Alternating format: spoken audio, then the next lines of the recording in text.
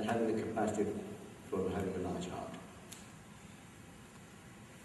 In character and values, you have several important elements, which includes integrity, honesty, truthfulness, fairness, and just trust in others, and self-confidence. Vision and commitment, we have the capacity to inspire, to be passionate, to have a burning desire to succeed, to work hard, to have self-discipline, and to be able to have the capacity to take risks, make decisions, and to conceptualize. In human enterprise, you have to have the capacity to form a team, to develop effective relationships with your employees, with your suppliers and customers, always believing in the fact that success is only possible when your suppliers and your customers and your employees are successful. This is the important part of that. Lastly, having a large heart is realizing that the institutional interest must always precede your own.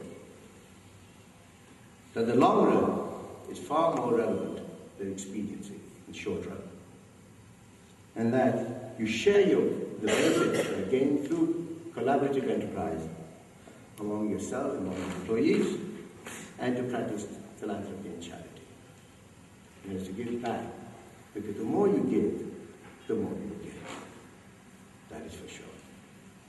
So those are many of the principles that I have observed in a 40-year experience, and I just thought that I'd share that with you. Now, many people, when they hear me, turn around and say, well, that's fine with you, you've got everything, so what about us? We're just starting, we have problems, we're challenged all the time, we have to cut corners, we have to compromise. Yes, it's true. Those challenges are there. But that's what separates, if you're the ladies, excuse me, I'm just going by the term, the men from the boys. You've got to face those challenges.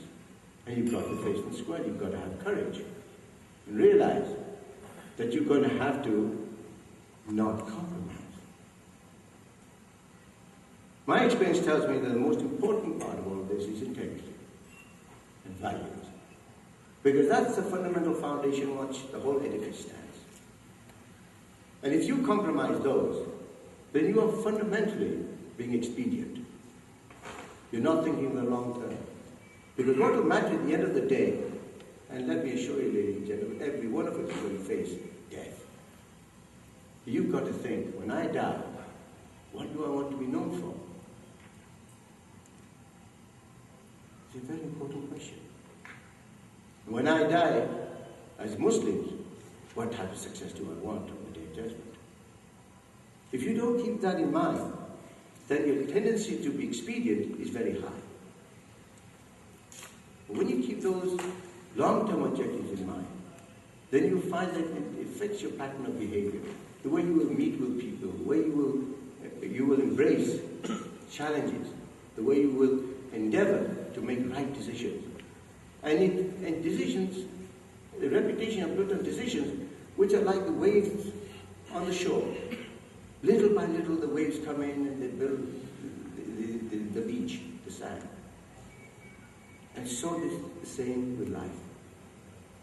And you have to realize that if you want to be content in your life, and if one can paraphrase the Americans, they say it is the pursuit of happiness that matters. So you've got to know what is happiness for you. And happiness, if you achieve it, in my opinion, you will achieve success. Success of two types, either qualitative or quantitative. The qualitative is I've got a lot of money, my bank accounts are overflowing, my business is doing well, I'm larger than X, bigger than Y. But always remember, there's a faster car on the motorway.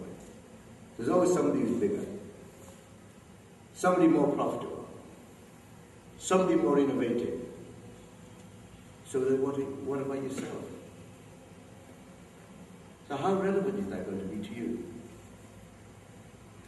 Or what is relevant more? And this is what sets us apart from those in the West. It is human relationships that set us apart. This is when I hear our leaders always turn around and say, "TiE Garib Mulk hai." Nothing's further from the truth. We may not be as rich as they are in quantitative terms, but in qualitative terms, we outstrip them. There's far more human content and far more love for human relationships than they will ever experience over there. And those are our strengths. And those are the strengths that we should build on. We never build on weakness. Always build on strength. And that's the reason why I think it is important that we realize that it's the qualitative things that matter in life. The quantitative will come and go. No, when you meet people, you don't look at his balance, or his or her bank statement. What you see is the person. What you feel is the person. The chemistry comes from that. That will only develop if you make that commitment. That will only develop if you have a long-term commitment. Your ability to inspire, your ability to drive new initiatives with passion is only going to be possible because of what's in you and not what's on you. So it's the internal architecture that matters. And the internal architecture will only come about if you're prepared to commit to that. Otherwise, you're committing yourself to the external, which is your clothes and how you look. We've seen that when you're talking about the external, we've seen how people have changed. Mr. Nawaz Sharif has grown hair. So Mr. Shahbaz Sharif, see, so external things can change. The internal is under your control. And that's what you're going to be judged on, both on the day of judgment. And you're going to be, that internal architecture is what people are going to feel about you. They're going to sense it. And you can't hide it. So that's what the experience is. Coming back to the applications of that, I will then give you some idea of how we've done that.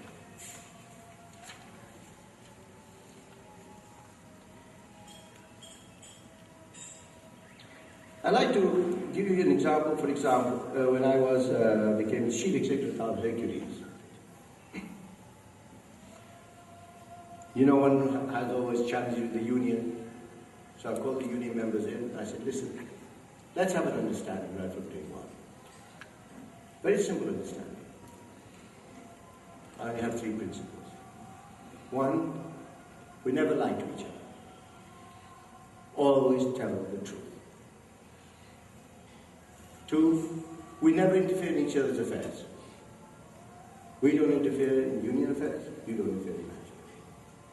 And 3, if you have a difference of opinion, we'll settle it internally. Don't bring an outside party. In the almost 25 years that I was the chief executive of Hercules, we never lost 1 second of downtime. Not 1 second. Even when they wanted to demonstrate, they would demonstrate in their own time, not in the time of the company.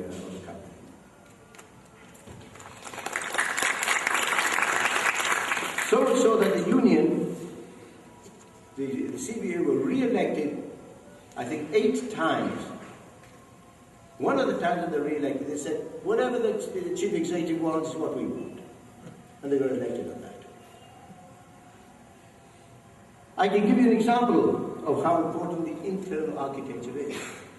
We had agreements with them, and when one of the items were involved in the agreements, management and union did it together. And in one of them, the management agreed to give pension to the workers. Signed. We always have a booklet, and we sign it. When I went down to Karachi,